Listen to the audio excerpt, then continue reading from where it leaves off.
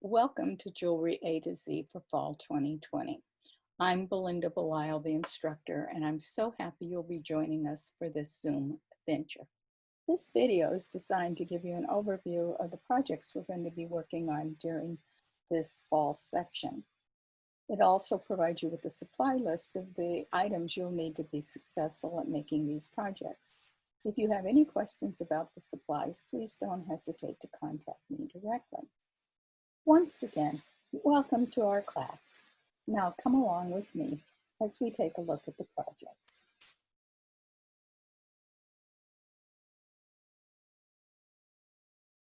Project 1 is a really fun project which allows you to explore your creativity and play with all the different size beads that you might have accumulating in your stash. The supplies you're going to use to make this freeform necklace include small amounts of size 11 and 8 seed beads, assorted pearls, crystals, and beads for embellishment. You'll need 2 yards plus of either Fireline, Wildfire, or Nymo beading thread. A beading needle, size 10 or 12 works nicely. For the neck piece, you'll want to use assorted beads that complement your pendant, and 2 to 3 feet of beading wire, 2 crimps, and a clasp or enough wire to make your own. Finally, the tool you'll need is your chain nose or your crimping pliers.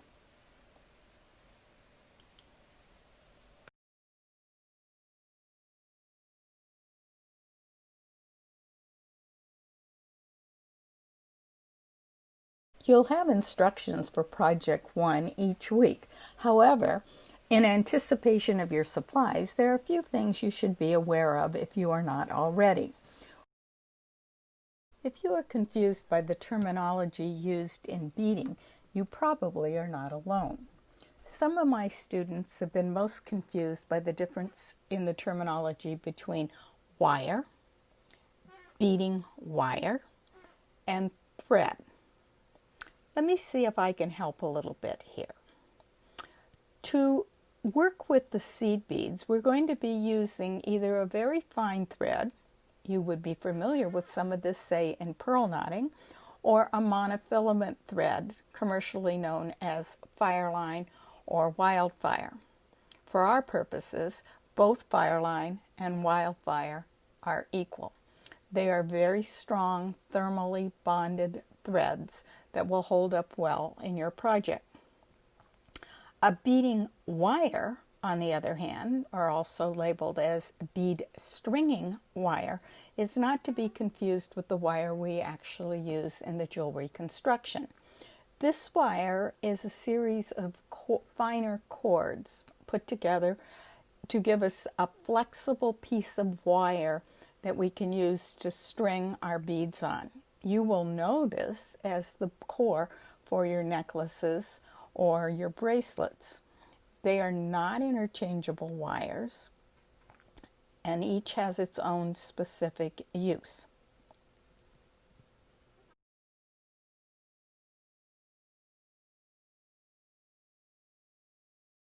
The picture you're looking at here is Fireline 6-pound, which is what I use the most. You can also get an equivalent to this called Wildfire in Joann's and Michael's, and you can find various others. But what you need to remember with this is it's a monofilament.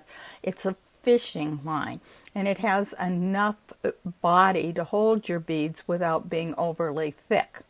On the other hand, what seems to confuse a lot of new students is the wire that we actually use at the end to hang the beads on and hang the pendant on needs to be a little thicker than your beading thread. And we use either a bead-along or a soft flex. Here in the picture, you may be able to see the difference. The one on the top is the beading wire. The one on the bottom is the Wildfire.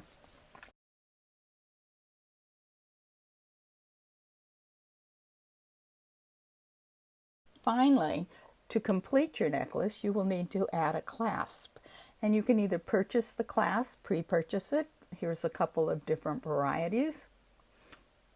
These are what's known as toggle clasp, or you can make your own. I will show you how to make your own in Clasps if you want, and you can make, for instance, this is just a plain simple hook clasp. For this you'll need 18 gauge or larger wire. Project 2 is a filigree pendant and earring set. Your supplies needed for Project 2 include your basic wire wrapping tools. If you need more information on the basic tools, make sure you watch the ending of this particular video.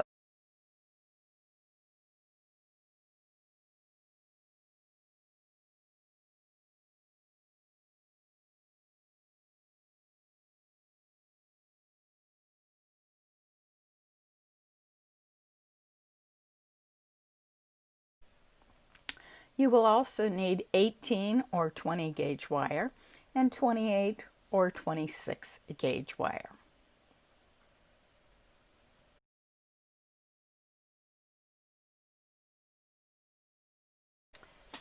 You will also need an assortment of beads. To make the pendant, you will need 1 large focal bead and 4 small metal beads. To make the earrings, you will need 6 small beads, 3 beads per earring, and you could also add 2 small metal beads. You'll need some pre-made ear wires or 22 gauge wire to make your own, and a chain or cord to hang your pendant. Let's talk a little bit about wire here. When it comes to wire, the possibilities are endless.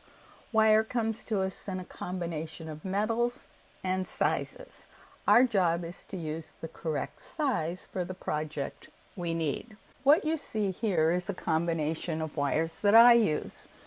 I love to use copper wire because it's relatively inexpensive and is easily available.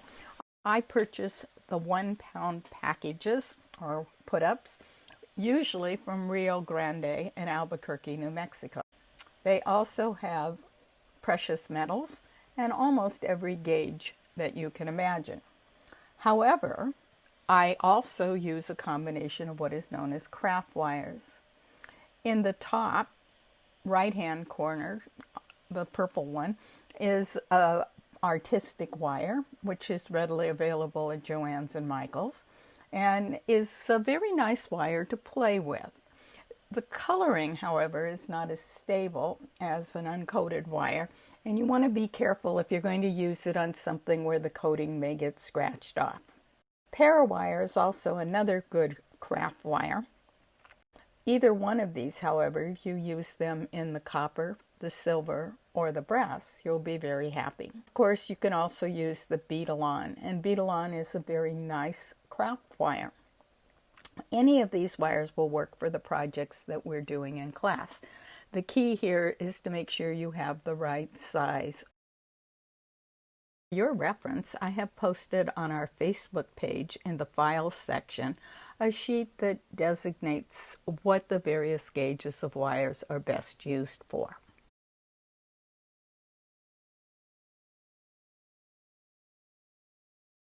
Project 3 is a woven wire ring. All you'll need in terms of supply for this particular project is your wire wrapping tools, specifically your chain nose pliers and your flush cutters. A metal file would be helpful, a Sharpie marker, a ruler, and your wire.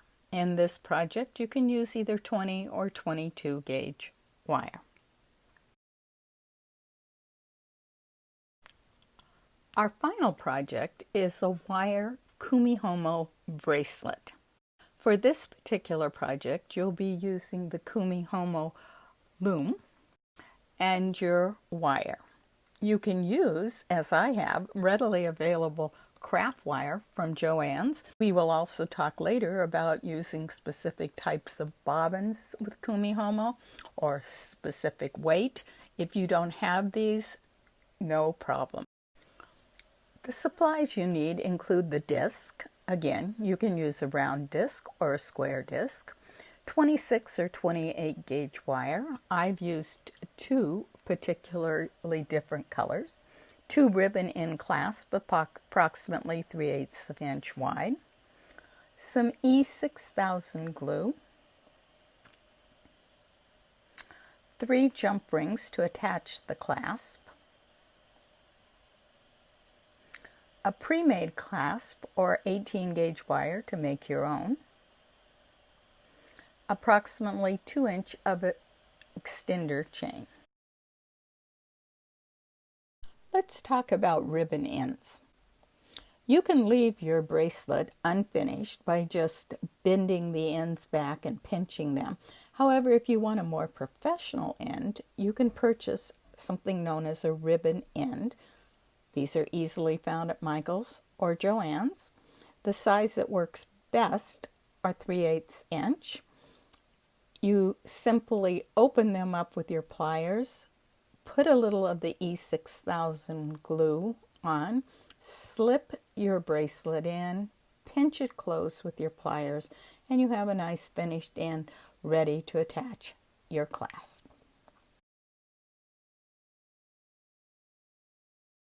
If you are new to jewelry making, you may find the tools a little bit confusing. Let's see if we can help. We're going to start first with the necessary tools, and then we'll talk about a few that are just flat out fun to have. To get started, you'll need 3 basic tools. You'll need a round nose pliers, a pair of cutters, and a flat nose and or chain nose pliers. Part of the essential tools in your kit will be a pair of round nose pliers. Round nose pliers are essential for creating consistent, well-shaped bends and loops. The jaws are solid, round metal that are thickest at the base and tapered to the thinnest at the tip. Where you work on the wire on the jaws determines the size of your loops and bends. Of course, we can't stop with just one pair. There are a couple of subsets of round nose pliers that are just really fun to have in your toolbox. This 6-step bail making plier is absolutely my favorite tool. I also have 3 other bail making pliers with various sizes and shapes, ranging from a little bit larger all the way up to this nice fat mandrel. Flat nose pliers have a wide surface. This makes them great for holding flatter surfaces and bending. The wider nose makes them stable and handy for opening and closing jump rings. Another useful set of pliers are your chain nose pliers. In fact, these are so useful many people choose to have 2 sets. Chain nose pliers are a very versatile tool. They're most commonly used for gripping and manipulating your wire, your head pins, your eye pins, as well as opening and closing jump rings and ear wires. Make sure when you purchase your chain nose pliers that the inside jaws of the pliers are completely smooth and not serrated. This is extremely important to avoid marring and scratching your wires as you work. Another fun plier to add to your toolbox is a crimp plier. These are nice to have. You can also create the same effect by using your flat nose pliers or your chain nose pliers. However, the crimp plier makes the job just a bit easier.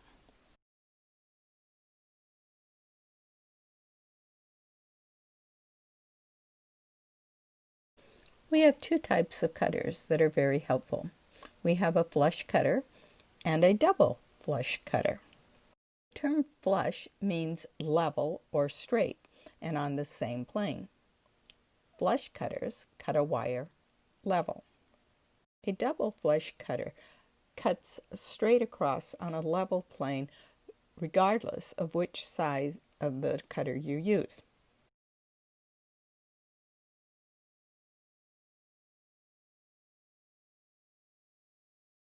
A flush cutter, on the other hand, has one side that is flat and the other side that has a small bevel.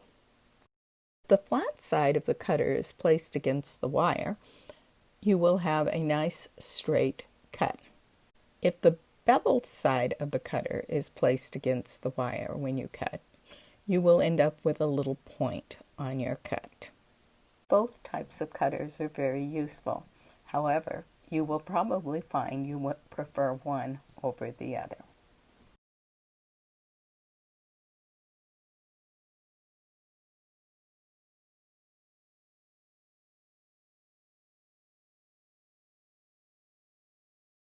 Another nylon tool that is very, very useful is used to straighten the kinks out of the wire.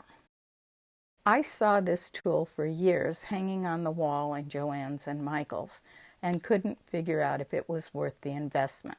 One of your fellow classmates purchased one and brought it to class. She asked me, "Have you ever used one of these?" I looked at it and said, "I don't know, it looked like it's fairly expensive. I never purchased one. I don't know if it will work. Let's try it." She pulled out a piece of pretty mangled wire, placed it between the rollers, pulled the wire tightly, and voila, the kink was gone. I was so sold on this particular tool, I left class and went immediately to Michael's and purchased mine. I think you will find this one of the most valuable tools you have if you do a lot of wire work.